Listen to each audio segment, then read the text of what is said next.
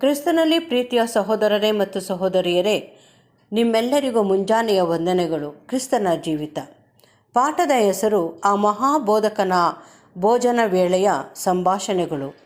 ರೀಪ್ರಿನ್ಸ್ ಪುಟ 3831, ಪುಟದ ಸಂಖ್ಯೆ 26-27. ಅವರು ಮೂಕ ಪ್ರಾಣಿಗಳಿಗೆ ಸಹಾಯ ಮಾಡುವರು. ತನ್ನ ಪ್ರಶ್ನೆಗೆ ಅದ್ಭುತವನ್ನು ಮಾಡುವುದರ ಮೂಲಕವಾಗಿ ಉತ್ತರಿಸಿದ ನಂತರ ಮತ್ತು ಹೀಗೆ ಸಬ್ಬತ್ತಿನದಲ್ಲಿ ರೋಗಿಗಳಿಗೆ ಗುಣಪಡಿಸುವುದನ್ನು ಧರ್ಮಶಾಸ್ತ್ರ ನಿಯಮಗಳಲ್ಲಿ ಯಾವ ನಿಬಂಧನೆಯೂ ಇಲ್ಲವೆಂಬುದಕ್ಕೆ ಸಾಕ್ಷಿ ನೀಡುವವನಾಗಿ ನಮ್ಮ ಕರ್ತನು ಆ ಗುಂಪಿನವರ ಎದುರಿನಲ್ಲಿ ತಾನು ಅನುಸರಿಸಿದ ವಿಧಾನವನ್ನು ಸಮರ್ಥಿಸಿಕೊಳ್ಳುತ್ತಾ ಹೇಳಿದ್ದು, ನಿಮ್ಮಲ್ಲಿ ಯಾವನೊಬ್ಬನ ಕತ್ತೆಯಾಗಲಿ ಎತ್ತಾಗಲಿ ಬಾವಿಯಲ್ಲಿ ಬಿದ್ದರೆ ಅವನು ತಡಮಾಡದೆ ಸಬ್ಬತ್ತಿನದಲ್ಲಾದರೂ ಮೇಲಕ್ಕೆ ತೆಗೆಯುವುದಿಲ್ಲವೇ? ಇನ್ನೊಂದು ಕಡೆ ಓದುವುದು, ನಿಮ್ಮಲ್ಲಿ ಯಾವನೊಬ್ಬನ ಮಗನಾಗಲಿ ಎತ್ತಾಗಲಿ ಬಾವಿಯಲ್ಲಿ ಬಿದ್ದರೆ ಅವನು ತಡಮಾಡದೆ ಸಬ್ಬತ್ ದಿನದಲ್ಲಾದರೂ ಮೇಲಕ್ಕೆ ತೆಗೆಯುವುದಿಲ್ಲವೇ? ಈ ಹೇಳಿಕೆಯು ಉತ್ತರಿಸತಕ್ಕದ್ದಾಗಿರಲಿಲ್ಲ.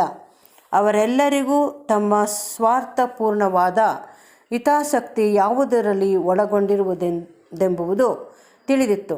ಸಬ್ಬತ್ತಿನದಲ್ಲಿ ಸಹಾಯ ನೀಡುವುದಕ್ಕೆ ಅಡ್ಡಿ ಮಾಡುವಂಥದ್ದು ಧರ್ಮಶಾಸ್ತ್ರ ನಿಯಮದಲ್ಲಿ ಯಾವುದೂ ಇರುವುದಿಲ್ಲವೆಂಬುದನ್ನು ಅವರು ನಿರ್ಣಯಿಸಿಕೊಳ್ಳುವರು.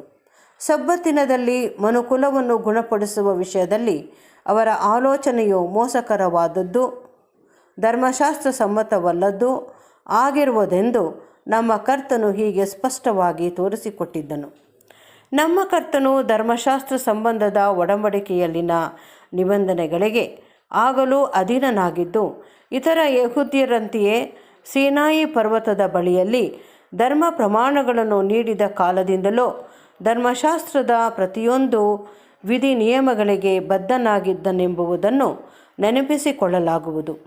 ಅಪೊಸ್ತಲನು ತೋರಿಸಿಕೊಟ್ಟಿರುವಂತೆ ಕ್ರಿಸ್ತನು ಅದನ್ನು ಶಿಲುಬೆಗೆ ಜಡಿಯುವವರೆಗೆ ಧರ್ಮಶಾಸ್ತ್ರ ಸಂಬಂಧದ ಒಡಂಬಡಿಕೆಯು ರದ್ದಾಗಿರಲಿಲ್ಲ.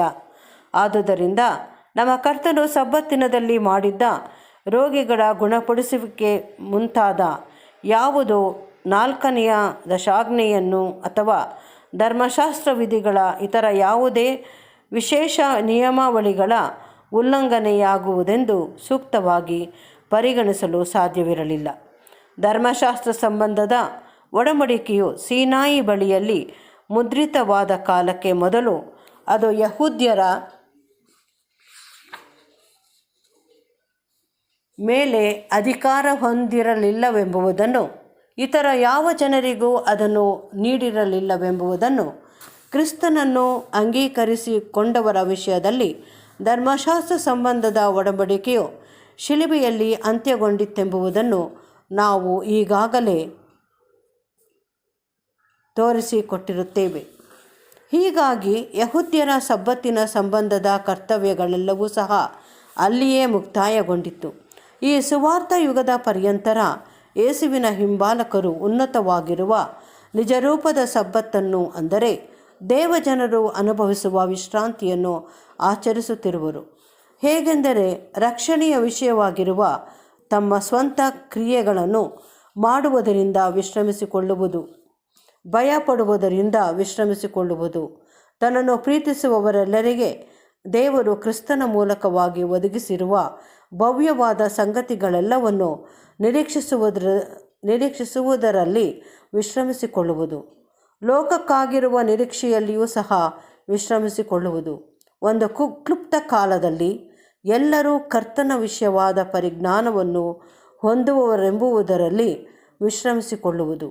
ಈ ನಿರಂತರವಾದ ಸಮಾಧಾನದ ಮೂಲಕವಾಗಿ ದೊರಕುವ ವಿಶ್ರಾಂತಿಯು ಪ್ರತಿದಿನವೂ ಒಂದೇ ರೀತಿಯಾಗಿ ನಮ್ಮಲ್ಲಿ ನೆಲೆಗೊಂಡಿರುವುದು.